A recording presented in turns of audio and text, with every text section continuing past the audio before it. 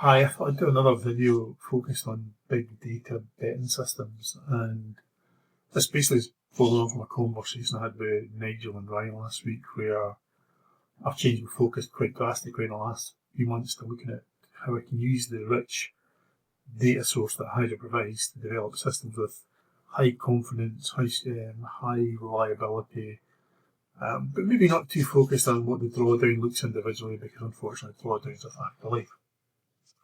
I really liked the post that Ryan put out where he talked about the stock market, and it's a great analogy because I don't think in my life when I've dabbled in the stock market have I desperately worried from one day to the next whether my portfolio is going up and down. But with my betting systems, I kind of look at them every day, so it can kind of be a bit unhealthy. So I set myself a bit of a task to develop about the biggest betting history I could. Biggest number of actual bets within the system that I could manage a system and be profitable within. And I thought I'd share it with you to see how it looked. So I'm going to talk you through the approach I take just now, and I'm going to go through it pretty slowly. So to start with, I'm going to set my research, I'll call it System D, to NTP, fixed liability backside. I'm going to take the drawdown down to 1 to begin with, and I'll explain what I do with drawdown in a minute. I'm going to hit research.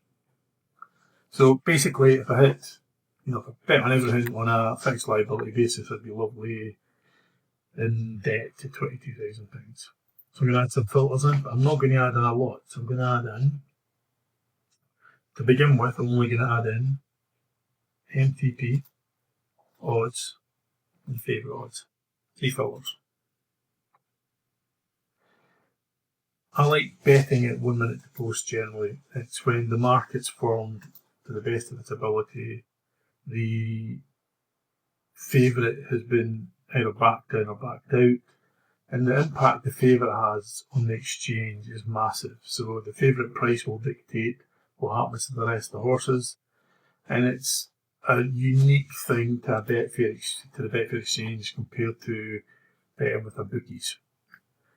So what I'm going to do is I'm going to focus on this slightly profitable piece here. Focus on the odds range. So I've got an uplift here and I've got an uplift there. Okay, I've got a downslope here. I'm going to see what betting in the odds range of 8 to 25 look like. Yeah, 8 to 25 roughly. If I bet on horses 8 to 25, you can see I'm still not making any money, but I did research the system, so what I did know was that there was a nice upswing here based on the starting price. So I'm now going to focus on there.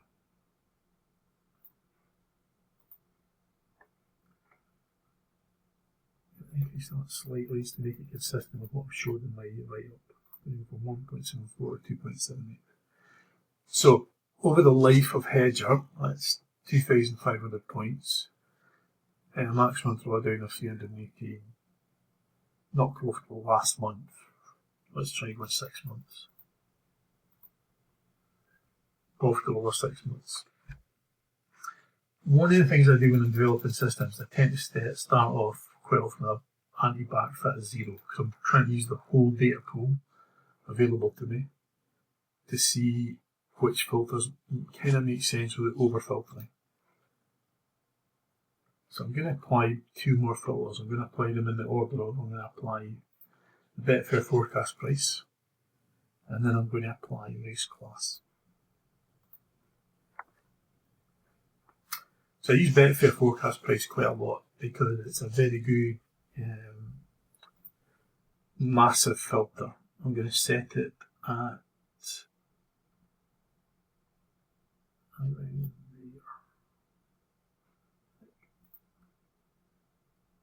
Drop that down a little bit again just to be consistent with the system I've showed. Maybe that's 6. Let me put the anti-backfit back in, see what I did last month.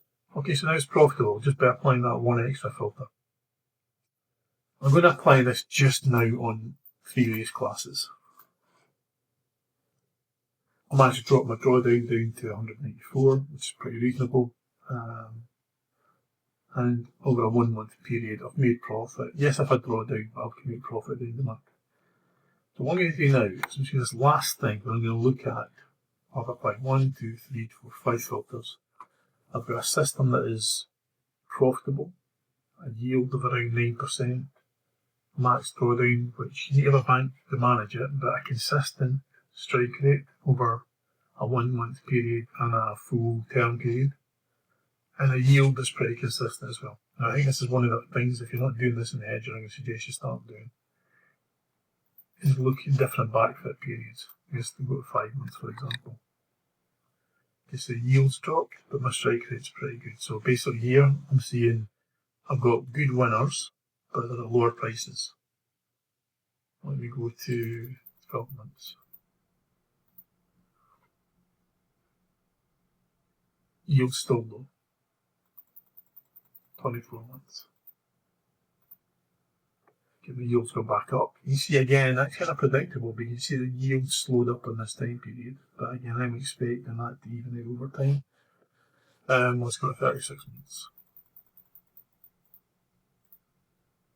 Okay, so I'm getting a yield that matches up a bit more.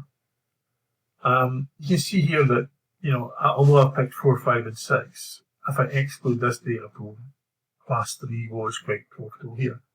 You can see also that this has changed a bit of shape, and this has changed a bit of shape, and that's changed a bit of shape. I'm going to go back to 0. So, my thinking generally is that I want to use as much of the data to build a system as possible. And using much of the data, I'm going to set my backfit down to 0. I'm then going to apply my backfit to optimize my system. So I'll apply my backfit. I keep my backfit generally at 3 months.